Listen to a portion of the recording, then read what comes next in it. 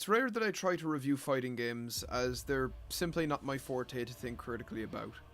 Mortal Kombat is about as deep into the genre as I've gotten, and even then it's because it's a series that I've had such strong nostalgia for. I find it difficult to parse out what's good or bad about each entry.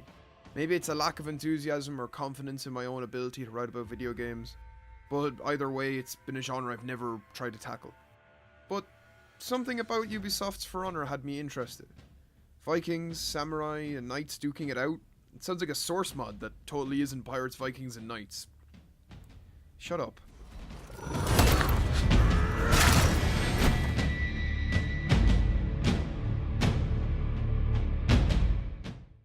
Games with a multiplayer focus tend to have single player content as an afterthought. For Honor Story Mode is a decent attempt at teaching you the ins and outs of the 12 heroes while piecing together the post-cataclysmic events of the world. Every level has you mindlessly carving bloody paths through AI fodder and heroes that sometimes led to some really fun boss battles, but they were too far and in between these long segments of dull filler that felt like a giant waste of time. The few moments it feels like it could be something more are in its scripted segments or interactions in the hilarious Viking campaign, but like the boss battles, there's not enough in there to satisfy anyone hoping for a good story. The combat of For Honor is where the fighting system called the Art of Battle comes in. It's mainly designed for one-on-one encounters between heroes where you choose a guard stance that determines which direction your attacks and blocks are pointed at. For Honor builds on that simple foundation with a range of nuanced characters that use much more complex movesets involving dodges, guard breaks, parries, throws, and much more technical aspects that showcase the fantastic sense of control you have in every fight, if you know how to use it. When approaching new heroes, the tutorial videos do a solid job of showing you the ropes, on top of letting more weathered players learn the deeper tricks of each hero. The factions each have 4 archetype classes: Assassin, Heavy, Vanguard, and Hybrids. Assassins like the Viking Berserker can dish out an infinite flurry of axe swings to overwhelm their opponent, but their window to block attacks is so small, falling on defense can be a real challenge. The Samurai Heavy, known as the Shigoki, can take a hammering, but his slow attacks can be devastating if he times it with an opponent's first strike. These sort of tricks take time to master, but not on the same level of your Mortal Kombats or Street Fighters of the world. The ease of accessibility comes from a degree of shared concept between heroes, like dodging attacks into a riposte. There are small differences in these similarities, however. The Berserker's riposte opens his opponent up to a guard break, while the Knight's Peacekeeper can land a blow that causes bleed on their victims.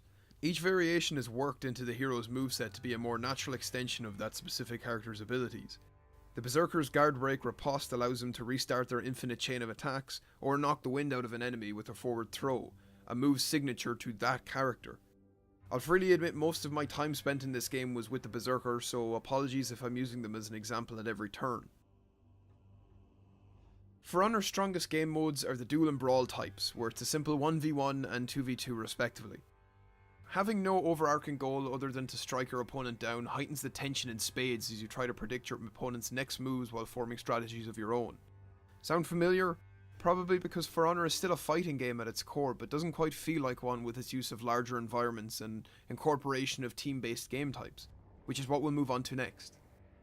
The other modes, Elimination, Skirmish, and Dominion, introduce a larger player count, and this is where For Honor can become a difficult affair.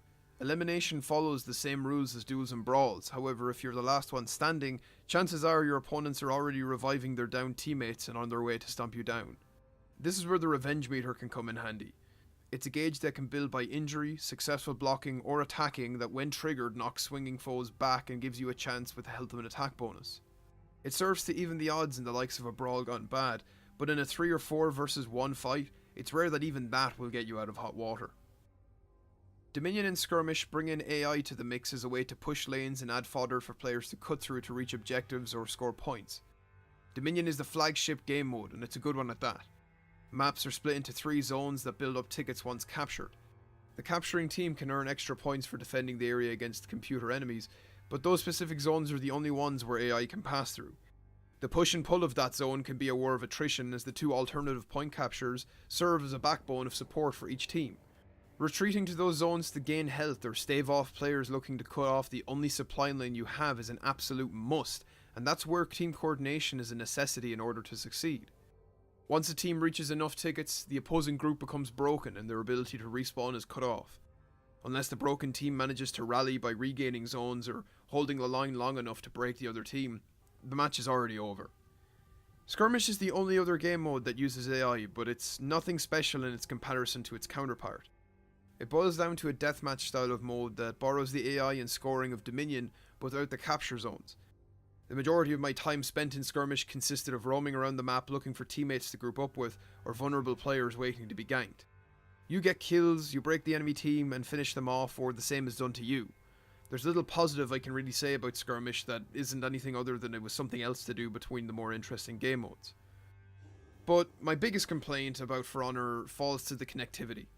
For a multiplayer focused game, one would hope Ubisoft would take lessons from their other franchises like Rainbow Six Siege and use dedicated servers. Unfortunately, its peer-to-peer system falls prey to infrequent crashes and disconnects that don't allow simple functions like a rejoin option for friends. I haven't had much consistency in these problems with the peer-to-peer servers, but when it does happen, it's hard not to feel like this problem could have been solved in the many technical tests this game went through. For what lessons they don't take from Siege and its online connectivity, Ubisoft have definitely learned how to build a robust economy in its gear and cosmetic systems in For Honor. Gear is earned after every match and by using the in-game currency steel to gain randomized drops. The premium drops can be earned easily by completing daily and weekly challenges that reward a decent amount of steel for your time. It's built with keeping you coming back to finish these smaller challenges and speccing your character into builds of your choice. The cosmetics come at a significantly higher cost, but it's not unattainable. There is always the looming shadow of the pay for steel with real cash store page, but I've never felt compelled to spend money on the gear aspect, and that's always the best case scenario in these kind of games. For Honor is the second time Ubisoft have hit me with an immensely enjoyable multiplayer game. Siege was easily my favourite multiplayer game of 2015, and even though it's really early, For Honor is actually holding that spot pretty hard for 2017. While the campaign isn't much to look at, the combat is such a uniquely awesome approach for a multiplayer focused fighting game that I can only say it's for sure worth your time if that sounds anything like your cup of tea. I give For Honor a 4 out of 5. Hey everybody, thanks for watching. Hit that subscribe button, hit that like button. I don't know. Will that increase my YouTube algorithms? Is that what we're trying to earn? Are we earning SEO money? Coming up on the channel soon, Horizon Zero Dawn. We just got that in, so me and Luke are going to take a look at that hopefully on Saturday for a video that will be out Saturday or Sunday depending. But outside of that, Mass Effect review will be coming out as well later on this month when that game hits. And the Horizon Zero Dawn review will hit hopefully within a week or two. So yeah, plenty of stuff still coming out. Not a whole lot more releases coming out after Mass Effect, but hey, we got some stuff, we got some ideas planned for summer. So again, keep an eye out, and thanks for watching again. Talk to you guys later.